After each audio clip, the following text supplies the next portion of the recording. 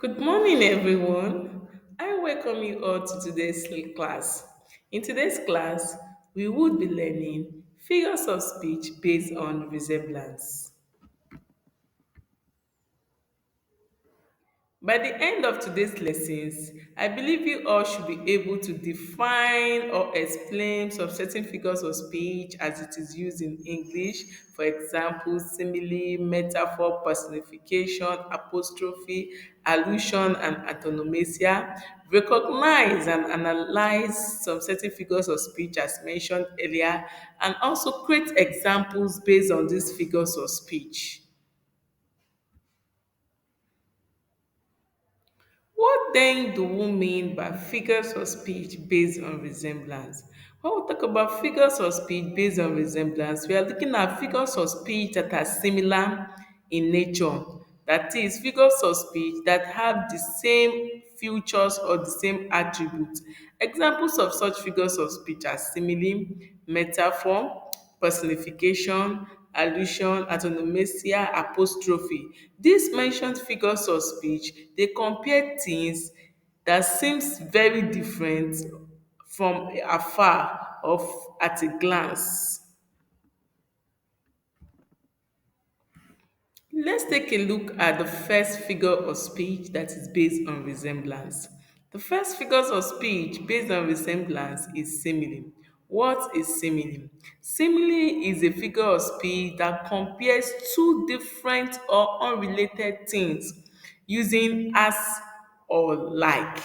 Example, her smile was as bright as the sun. As another example, as brave as a lion.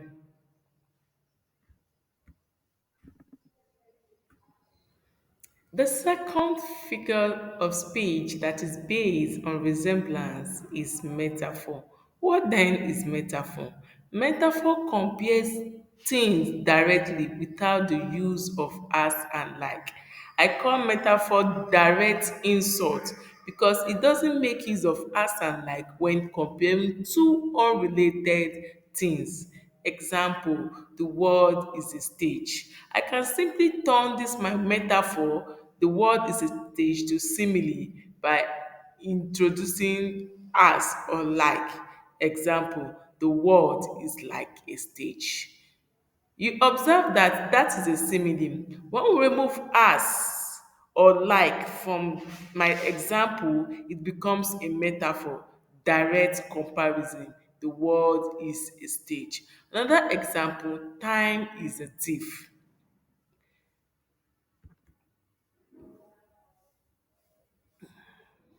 The third figure of speech that is based on resemblance is personification. What is personification? Personification simply means giving human attributes, features, or characteristics to a non-living thing. When you give the attribute of a living thing to a non-living thing, you are personifying that non-living thing by making it human. Example, the leaf dance in the wind. The leaf is a non-living thing. Can a leaf dance? You will say no. But when we now give it the attribute of human being by saying the leaf dance in the wind, we are personifying the leaf. That is, we are giving the leaf the attribute of human being by dancing in the wind. Let's take a look at the fourth figure of speech based on resemblance. The fourth one is apostrophe. What then is an apostrophe? An apostrophe is a figure of speech in which the speaker speaks or addresses a dead person, an absent person, or an inanimate object as if it is capable of hearing him and will give the speaker a response. Example, "O Romeo, where therefore art thou?" Under example, "O living death."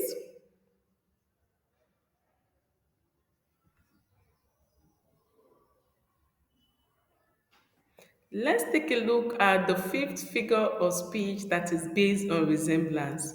The fifth one is allusion. What then do we mean by allusion?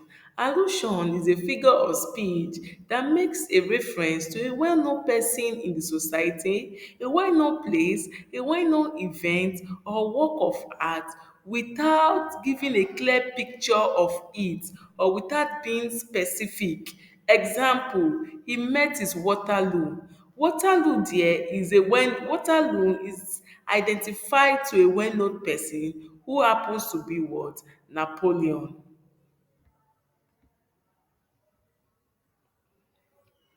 The sixth figure of speech that is based on resemblance is antonomisia. What is antonomisia? Antonomisia is a figure of speech where a proper name is replaced with a title, an epithet, or a descriptive phrase. Example, the king of the jungle.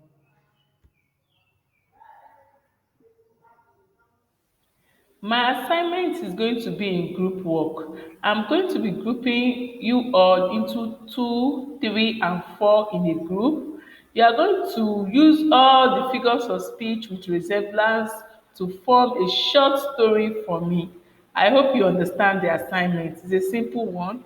In a group, it will be 4 or 3 in a group, and in that group, you are going to write a short story using my figure of speech that has to do with resemblance.